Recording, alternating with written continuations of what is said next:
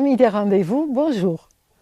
Les fêtes sont finies, les bonnes résolutions prises. Au rendez-vous, nous avons préparé ces programmes pour vous divertir et vous surprendre. Commençons l'année avec cette conférence de Michel Roux sur l'histoire de France, mythes et réalité. D'après le dictionnaire de l'Académie française, le sens premier du mot « mythe », apparu au XIXe siècle, est un récit fabuleux, pouvant contenir une morale plus ou moins implicite. Mais l'histoire de France, c'est une réalité, ce n'est pas une légende. César aurait dit à Brutus « tout quoque mi fili ». Oui. Est-ce un mythe ou une réalité?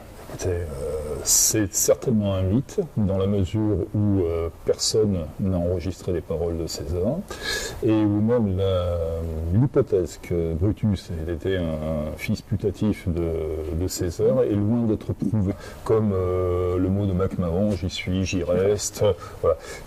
Donc on ne saura jamais si c'est la réalité ou si c'est un mythe. Bon, c'est pas là l'important, disons. Hein.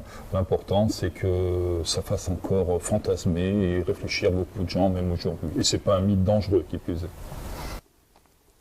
Le mythe est de l'ordre de la légende, tandis que l'histoire est de l'ordre de l'enquête. Oui, mais voilà, le mythe raconte une histoire autant que l'histoire. Restons curieux et allons donc voir. Démonter un mythe n'est pas le plus compliqué pour Michel Roux. Mais comprendre pourquoi il a été créé et dans quel intérêt il a pu servir, voilà le véritable sujet de cet exposé. L'histoire, autrefois, reposait sur l'interprétation de l'historien. Depuis la moitié du XIXe siècle, les sciences humaines exigent que les événements reposent sur des sources précises et vérifiées. L'exemple de Napoléon III sur son cheval est très significatif du détournement du récit historique au profit de l'image que voulait véhiculer l'empereur. Spécialiste de l'Antiquité grecque et romaine, le conférencier s'appuiera sur cette période pour démonter les récits sur la conquête des Gaules par Jules César, événements qui se sont déroulés il y a plus de 2000 ans et qui perturbent encore la réalité historique. Passons maintenant à notre grand moment annuel, notre Assemblée générale, suivie de la traditionnelle galette des rois. Après avoir souhaité la bienvenue et les meilleurs vœux à l'assistance, plus nombreuse cette année, notre présidente Marie-Claire Bassou a présenté l'ordre du jour. Dans son rapport moral, un hommage au fondateur historique de notre association, Marie-Claude Prime, la première présidente des rendez-vous, et Alain Artouzoul, disparu dans l'année, débute ce compte rendu.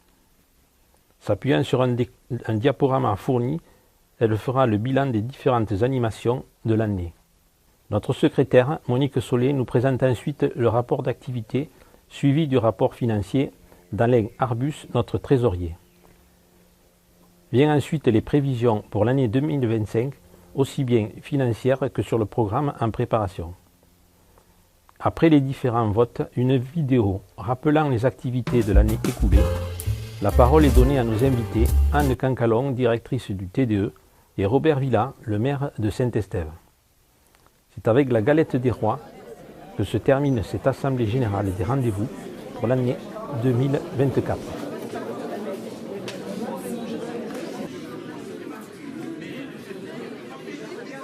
Maintenant, ce qui nous attend pour le mois de février. Le lundi 3 février, Lionel Sanchez nous parlera des Grecs à la conquête de la Méditerranée. Le 13 février, un spot avec les cuivres de Lozard Brass viendra nous régaler avec un répertoire varié. Mais d'ici là, culturez-vous bien.